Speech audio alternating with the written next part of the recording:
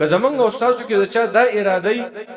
چې هغه د الله رب العالمین لوی عابد جوړ شي نو د ګناهونو به ځان ساتي، ځکه دا ګناهونه هغه نحوست دی او دا هغه لوی جرم دی چې انسان د الله بندګۍ او عبادت ته نه پرېږدي. که ته وایې چې زما عبادت زیات شي او زما بندګي زیاته شي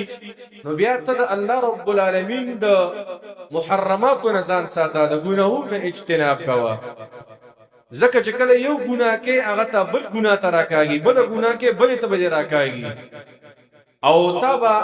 حسناتو ته او نیکو ته بیا نه پرېږدي. دا د الله رب العالمین قانون دی. دې وجه تاسو وګورئ د عبادت او د بندګۍ توفیق هغه چاته ملاویږي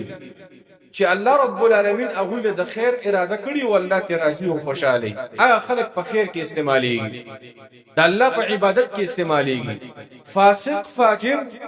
ګناهګار انسانان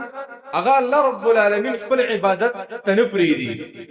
چا سره چې د خیر اراده ای هغه سره عبادت ته الله رب العالمین پرېږدي. عطاء ابن ابي رباح رحمه الله د دې امت ډېر لوی تابعی تیر شوی، د ډېرو صحابه کرامو شاګرد دی. د دې متعلق راځي د یو وینځه وه نو هغه د شپې قیام الليل ته راپاڅېده، تهجد له او تهجد نه وروسته یې لاسونه اوچت کړه، الله رب العالمین ته دعا کوله. ویې فرمایل چې یا ربي، ای زما ربه، زما سره د کوم مینه او محبت دی د هغه محبت په خاطر باندې زما د پلانکې حاجت پوره کړه او هغه بل حاجت پوره کړه. عطاء ابن ابي رباح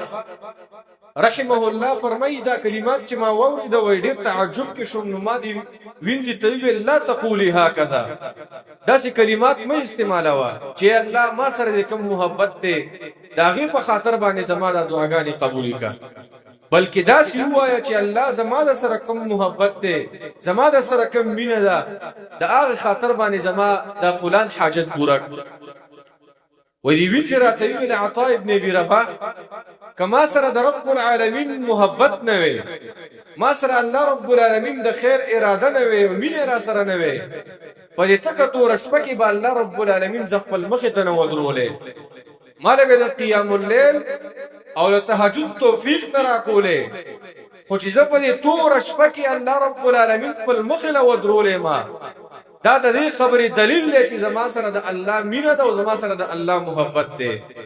وی فتعجب عطاء من فهمها، عطاء ابن ابي رباح ډیر لوی عالم او امام وی دې خبرې انتهایی حیران کما چې څومره قیمتي خبره راته وکړله. دا د الله قانون دی زماړونو، که یو سړي ته عبادت توفیق ملاویږي هغه سره به الله محبت کوي او د خیر اراده به وي، هغه د ګناهونو نه اجتناب کوي. که موږ او تاسو له الله د 5 وخته د لمونځ د پابندۍ توفیق راکوي، د قرآن کریم د تلاوت توفیق میلاوېده، د جمع د اهتمام توفیق میلاوېده، د دعاګانو، د احساناتو، د صدقاتو